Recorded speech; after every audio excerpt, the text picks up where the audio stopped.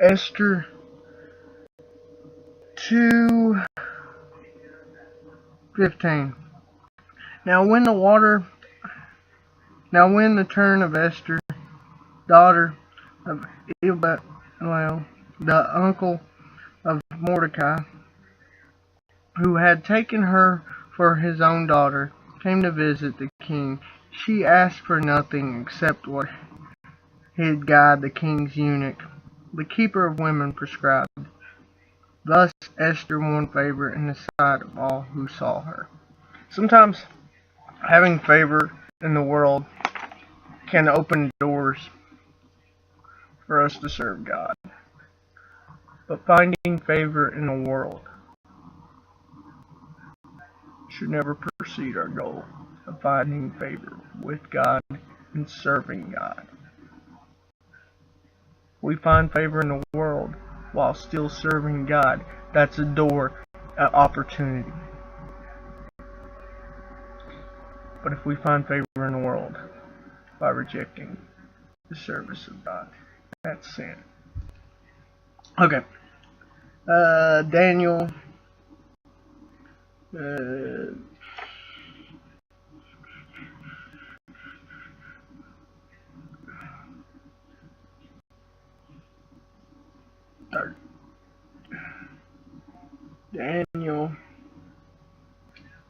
4:13-15. Yes. We'll call up that. Okay. Daniel 2:14-15. 13. 4:13. 14, 15. Okay. Now, at this time, this is King Nebuchadnezzar, I believe it is, being on his throne. He had a dream. Let his heart cease from being human.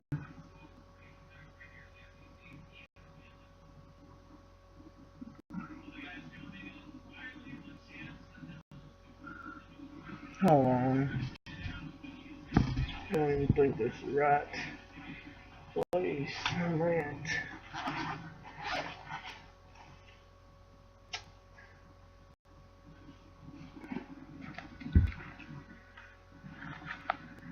Daniel 4:10. Okay, now through 12. Now we're getting something. It's Daniel 4:10-12.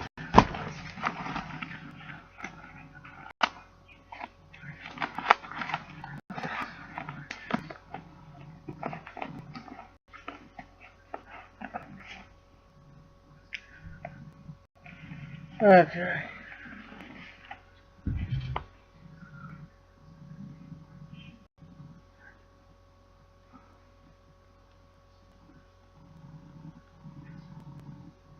Okay.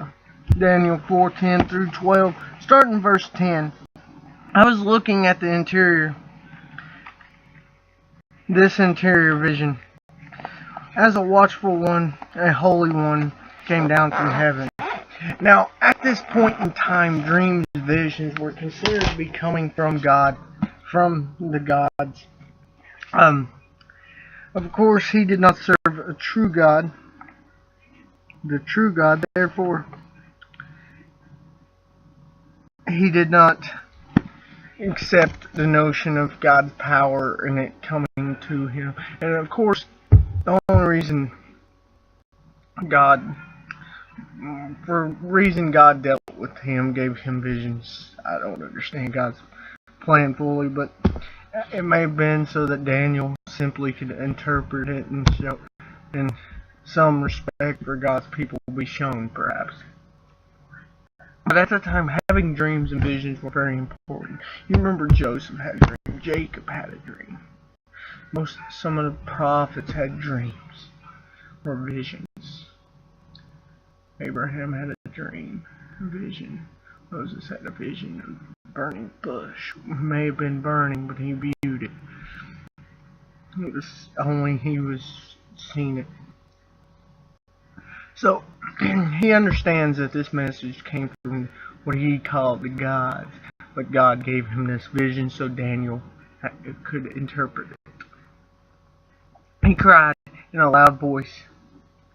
This, I'm assuming, is the Holy One that he refers to as God telling him this in this vision. Cut the tree down. Now the tree symbolizes his kingdom, perhaps. It symbolizes life. We see in Garden of Eden there's a tree of life. It grows, it bears. These trees can symbolize life, but in a sense this perhaps symbolizes the life of his kingdom. It's going to be cut. Cut off its branches. Now the branches, we see when Jesus talks about I'm the true vine, you're the branches, it may be those that have influenced his kingdom. It ain't necessarily his kingdom. It may be those that aided him. They're going to get cut off too. Something completely new is going to come and replace it, which was Persia, Medo-Persian. Everything,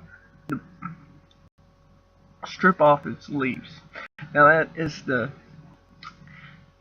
may probably be the things that has grown out of, their nice buildings, all their certain ways of, all them teachings that they gave in chapter 3, that's going to be cut.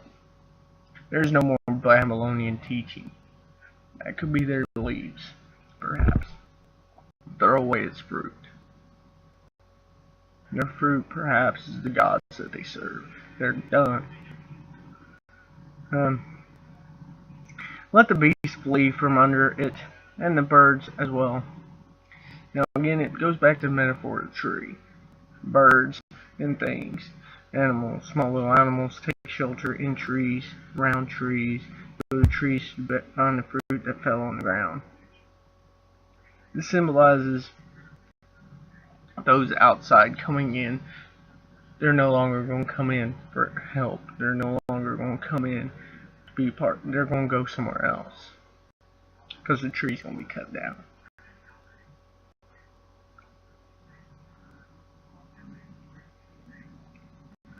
But leave it, the earth, the stump, and the roots bound, with the iron and bronze bands, and the grass of the field.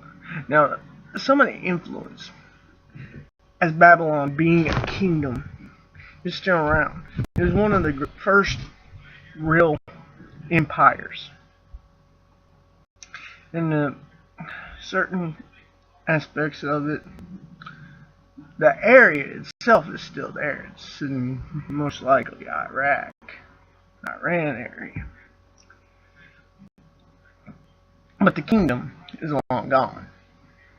Something else built it up off the stump, but never really turned back into this tree that was there, if you will. Okay.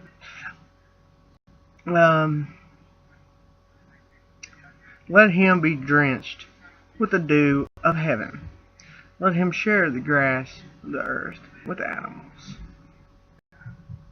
Now this is comparing the king, perhaps, to the tree. And one of the kings of Babylon starts eating grass because God makes him in that way. This may be a reference to him. But the kingdom falls. This vision is about the kingdom falling. Daniel later in this chapter explains it. This chapter also shows that God has the ability to speak to those that do not accept him, but him speaking to them does not mean they accept him, because God gave him this dream.